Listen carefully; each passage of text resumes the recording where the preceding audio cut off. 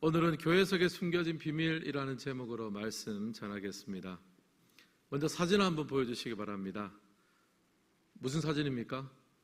토네이도 사진이에요. 여러분 혹시 토네이도 본 적 있으십니까? 조그만 거 말고 진짜 큰 거. 사실 저도 직접 본 적은 없습니다. 하지만 미국 유학 시절에 가끔 토네이도 경보가 울립니다. 몇 달에 한 번씩 울리는데 토네이도 경보가 울리면 모든 게 올스톱이에요. 공부하던 것도 모든 게 다 올스톱이고 집으로 돌아가서 지하실이 있는 집은 지하실에 숨고 지하실이 없으면 욕실에, 우리나라에는 기억할 필요 없겠죠. 하여튼 그래서 이제 토네이도가 지나가기까지 다 기다려야 됩니다. 토네이도는 따뜻하고 습한 공기가 차갑고 건조한 공기를 갑자기 만났을 때 발생합니다. 대규모의 난류와 한류가 갑자기 만나면 소용돌이가 생기면서 강력한 토네이도가 발생합니다. 거기는 엄청난 에너지와 엄청난 파워가 숨겨져 있습니다. 지난주 제가 설교 말씀으로 드린 부분이 이 하나님의 엄청난 능력에 대해서 말씀드렸습니다. 하나님은 당신의 최고의 능력으로 성도의 삶을 붙들고 계신다라고 제가 말씀을 드렸습니다. 그러니까 하나님께서 우리 성도의 삶 또 교회를 그냥 허투루게 붙들고 있는 것이 아니라 예수님을 죽음에서 일으키셨던 하나님의 최고의 능력, 그 맥시멈의 능력으로 오늘 우리의 삶을 붙들고 계신다라고 말씀드렸습니다. 그래서 함부로 실망하는 것도 교만이라고 말씀드렸어요. 하나님의 최고의 능력으로 우리를 붙들고 계십니다. 그런데 이제 오늘 말씀은요, 그 최고의 능력이 우리에게 주어질 때, 또 이 세상 가운데 흘러갈 때 과연 어떤 방식으로, 어떤 통로를 통해서 흘러갈 것인가, 이제 그것을 오늘 좀 살펴보기를 원합니다. 그 정답은 교회를 통해서 흘러갑니다. 교회를 통해서 하나님의 최고의 능력이 세상 가운데 흘러가고, 교회를 통해서 하나님의 그 맥시멈의 능력이 오늘 성도의 삶을 붙들고 위로하고 일으키신다는 거예요. 사도 바울이 오늘 그 비결을 말하고 있습니다. 지금 바울은요 로마의 감옥소에 갇혀져 있습니다. 어떻게 보면 가장 절망하고 가장 좌절하고 가장 어두운 캄캄한 밤에 현장 속에 있는데, 그럼에도 불구하고 하나님의 맥시멈의 능력이 사도 바울을 붙들고 있으니까 오히려 에베소 교회를 향해서 담대하라, 또 하나님의 놀라운 은혜가, 하나님의 그 능력이 나를 붙들 뿐 아니라 여러분을 붙들고 있습니다라고 강력하게 권면하고 있습니다. 이것이 바로 성도의 비밀이며 교회의 비밀이 될 줄은 믿습니다. 사랑하는 성도 여러분, 우리 모두는 하나님의 백성입니다. 또한 주님의 몸된 교회입니다. 하나님의 은혜와 능력, 그 맥시멈의 능력은 오늘 교회와 성도의 삶을 통해서 세상 가운데 흘러가게 될 줄을 믿습니다. 흘러가는 통해서 또 우리도 하나님의 힘과 능력을 맛보게 되는 거죠. 이런 마음으로 오늘 말씀을 보면서 이 하나님의 능력이 나타나는 삶에 대해서 두 가지로 한번 살펴보며 은혜를 받고자 합니다. 첫 번째, 하나님의 능력은요, 예수님의 다스림을 받을 때 우리 삶 가운데 나타나게 됩니다. 1번 함께 읽겠습니다. 예수님의 다스림을 받을 때 나타납니다.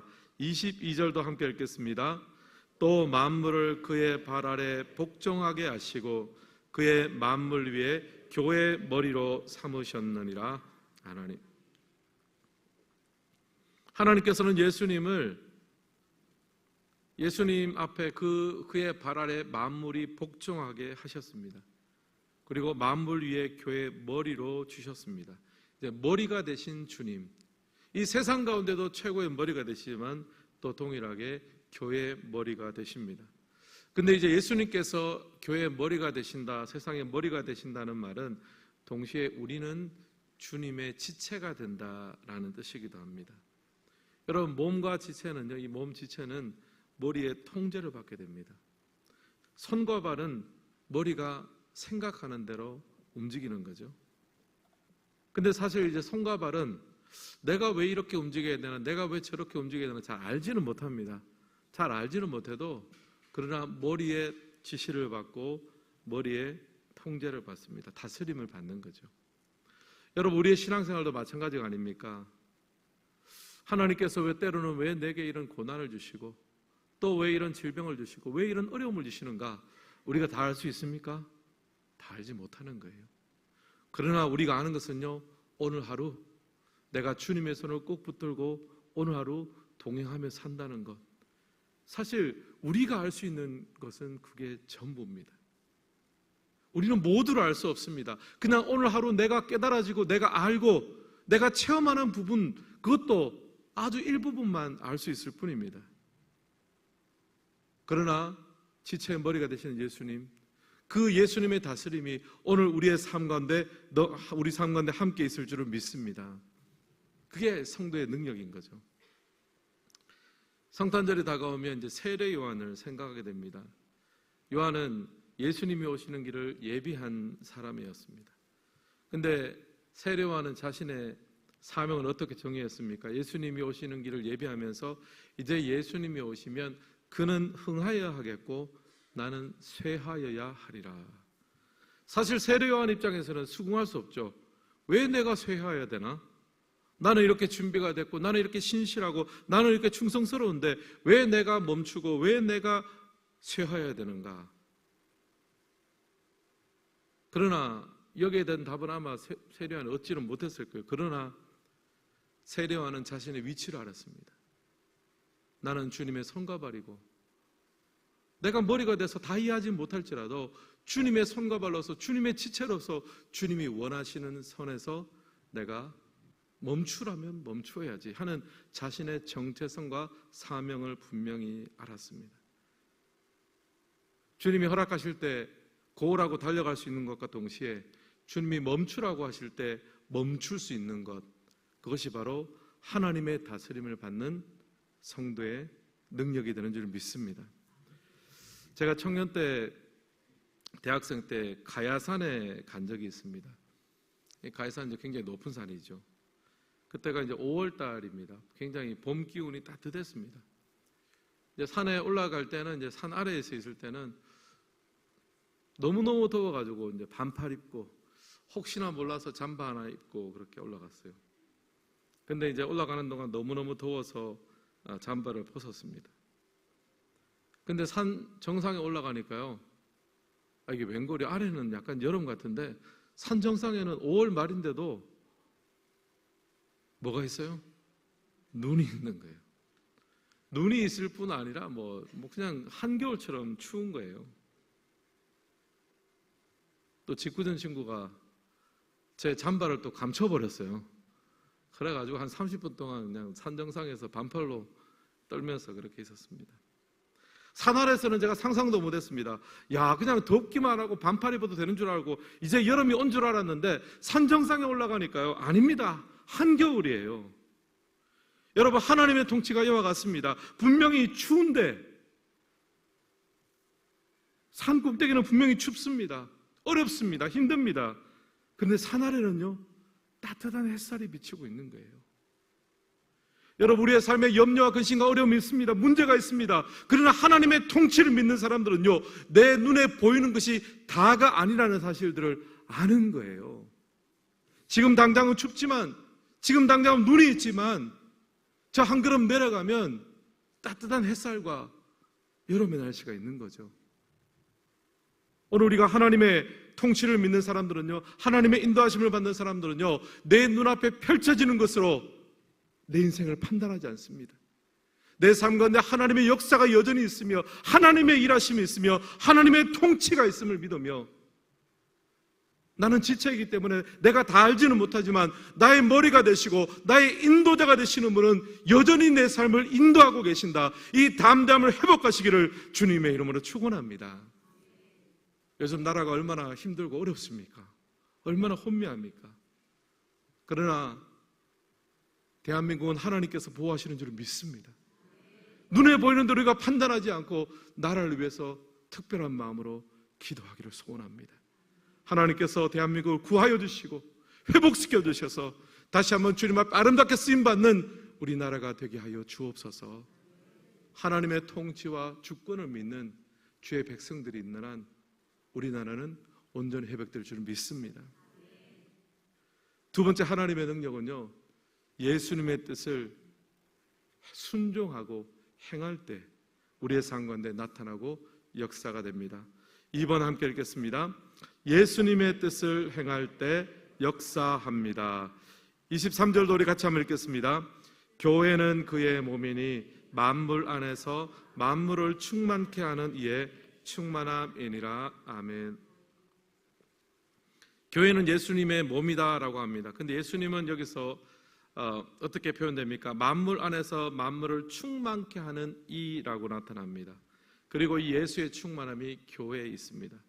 먼저 굉장히 복잡한 말 같지만 결국 교회는요, 이 세상을 충만케 하시는 예수님을 우리가 붙들고 살아가기 때문에 교회가 하는 모든 일, 또 성도의 삶, 이 모든 일들을 통해서 예수님의 그 충만함이 세상 가운데 흘러가게 된다.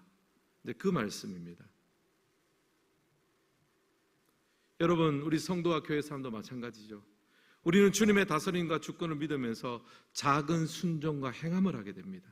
그 작은 순종과 행함이 오늘 교회 가운데 충만하신 그 예수님의 충만함이 공허하고 혼돈 가운데 있는 이 온 땅 가운데로 흘러가는 거예요. 결국에는 믿음으로 작은 순종을 감당하는 것, 이것이 우리의 역할입니다. 신약 성경에 보면 오병이어 기적이 나오지 않습니까? 오병이어 기적이 정말 대단하고 어마어마한 정말 토네이도와 같은 기적이지만 그 오병이어의 기적은 어디에서 출발했습니까? 어린아이의 작은 도시락에서부터 출발하는 거예요. 그 작은 도시락을 내어놓고 안드레가 그것을 발견하고 예수님께 가져오는 일련의 굉장히 작은 순종 이런 것들이 모여질 때 토네이도와 같은 기적의 도화선이 일어나게 됩니다. 세상을 충만케 하는 역사가 일어나게 되는 거죠. 이런 의미에서 생각하면 이제 주님의 그 충만함에 우리가 순종하는 것이 중요합니다. 작은 순종들이 필요하죠. 구약 성경에 보면 사울왕이 나옵니다. 여러분, 사울왕이 우리가 가진 이미지를 생각해 보면, 사울왕은 정말 순종하지 않고 정말 엄청 나쁘고 그냥 악행하는 왕이다 생각하기 쉬운데 사실은 그렇지 않습니다. 사울왕은요, 하나님과의 관계가 그렇게까지 나쁘진 않았습니다. 제사 지낼 거 다 지내죠. 물론 이제 자기 마음대로 해서 탈인 거죠. 또 아말렉을 진멸하려고 했을 때 어느 정도 진멸을 했습니다. 다 하지 않아서 문제인 거예요. 10점 만점으로 치면 몇 점쯤 될까요? 제가 볼 때는 8점이나 9점 정도는 됩니다. 낙제가 아니에요. 순종은 순종인데 웬만큼 형식도 갖추고 내용도 들어가 있는 거예요. 그런데 여러분, 순종에는요 9점짜리 순종이 필요가 없는 거예요. 아무리 작더라도 순종은 10점짜리밖에 없는 거예요. 사울왕은요 8점짜리 9점짜리 순종으로 그냥 온 자기 인생을 다 그냥 채웠습니다. 근데 주님 보시기에 9점짜리는 순종이 아니에요. 비록 적은 것이라도 하나님 앞에 우리의 온전한 마음을 들여서 순종해야 되는 거죠. 근데 사실 이 순종이라는 것이 하고 싶지 않은 사람이 어디 있겠습니까? 우리가 예수 믿는 사람으로서 다 말씀에 순종하고 싶고 다 잘하고 싶습니다. 근데 왜 순종이 어렵습니까? 순종해도 당장 결과가 잘 안 보이기 때문에 어렵지 않나 생각합니다. 여러분, 그 요한복음 2장에 보면 가나 혼인잔치가 나오죠. 그때 이제 예수님의 가족도 가나 혼인잔치에 다 참석을 했습니다. 마침 이제 포도주가 떨어지죠. 마리아가 하인들에게 이야기합니다. 예수님이 시키는 대로 해라라고 했습니다. 이제 하인들이 예수님께 가서 우리에게 포도주가 떨어졌습니다. 잔치가 지금 끝날 위기가 있습니다. 고했습니다. 그러자 예수님께서는 항아리에 물을 채우라라고 했습니다. 제가 몇 번 이제 설교도 했죠. 사실 지금 하인들이 순종할 때 좀 쉽게 순종하려면 어떻게 됩니까? 내가 지금 물을 포도주로 만들어 줄 테니까 이 포도주를 가지고 저기를 채우라. 이렇게 하면 얼마나 순종하기가 쉽겠습니까? 그죠? 그렇지 않습니까? 지금 내가 물을 이렇게 포도주로 내 손에 딱 만들어가지고 내가 포도주를 건네줄 테니까 그 포도주를 저기 채워라 이러면은 뭐 순종하는 사람도 막 신이 나고 힘이 생겨가지고 그럴 텐데 예수님이 안 그러시는 거예요. 물을 채우래요. 필요한 것은 포도주인데 물을 채웁니다. 이때 뭐가 필요합니까? 순종이 필요한 거죠. 예수님이 하신 말씀을 그대로 믿는다면 이제 하인들에게 남은 것은 순종뿐입니다. 믿음이 순종이라는 작은 행함으로 이어져야 되는 거죠. 근데 물을 어디까지 채우라고 했습니까? 아기까지 채우라. 끝까지 채우라는 거예요. 사랑하는 성도 여러분, 왜 순종이 우리에게 어렵습니까? 당장 너의 손에서 물이 포도주로 바뀌어야 된다고 생각하니까 그래서 순종이 어려운 겁니다. 여러분, 하나님의 때는요, 하나님이 결정하시는 거예요. 우리가 할 일은 무엇입니까? 작은 순종이에요. 감사하게도 내 손에서 물이 포도주로 바뀌어지는 것을 우리가 보고 한다면 쉽겠죠. 근데 또 그것도 하나님께서 주시는 의미가 있는 것 같아요. 왜 그렇게 그 종들에게 물을 채우고 나중에 그 물을 포도주로 바꾸셨을까요?